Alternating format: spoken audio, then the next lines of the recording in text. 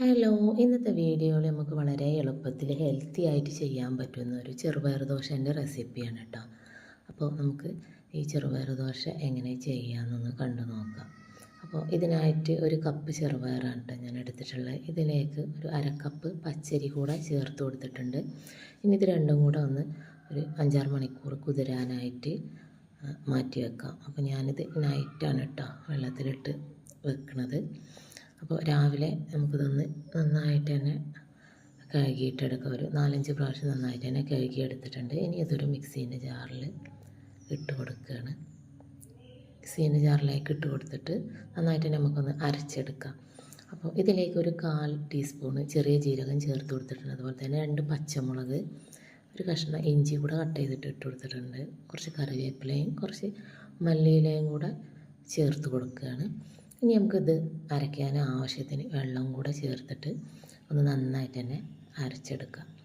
അപ്പോൾ അതാ നന്നായിട്ട് തന്നെ അരച്ചെടുത്തിട്ടുണ്ട്. നമ്മുടെ ദോശമാവിൻ്റെ ഒക്കെ ഒരു പരുവത്തിൽ തന്നെ കിട്ടിയിട്ടുണ്ട്.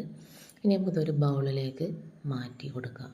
ഇനി ഇതിലേക്ക് ഒരു ആവശ്യത്തിന് ഉപ്പും കൂടെ ചേർത്തിട്ട് നന്നായിട്ട് തന്നെ മിക്സാക്കിയിട്ട് നമുക്കിതൊന്ന് ദോശ ചുട്ടെടുക്കുക. അതിനായിട്ടൊരു പാന് സ്റ്റൗവിൽ വെച്ചിട്ട് ഫ്ലെയിം ഓൺ ആക്കിയിട്ട് ചൂടായിട്ട് വരുമ്പോൾ നമുക്ക് ഈ ഒരു മാവിൽ നിന്നും ഒരു തവി മാവ് ഈ ഒരു പാനിലേക്ക് ഒഴിച്ചു കൊടുത്തിട്ട് ഇതുപോലെ ചുറ്റിച്ചെടുക്കുകയാണ്.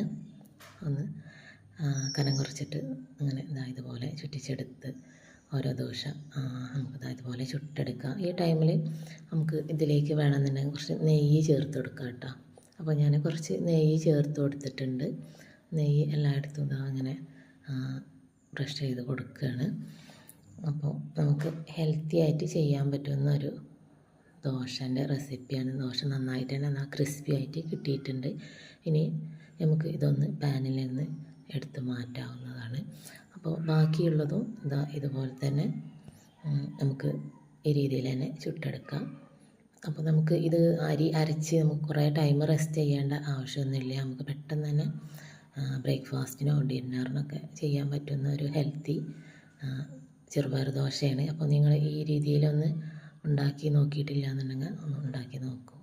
അപ്പോൾ നിങ്ങൾക്ക് ഈ ഒരു വീഡിയോ ഇഷ്ടമായ ലൈക്ക് ചെയ്യുക, ഷെയർ ചെയ്യുക, സബ്സ്ക്രൈബ് ചെയ്യുക. ഓക്കെ, നെക്സ്റ്റ് വീഡിയോയിൽ കാണാം. ബായ്.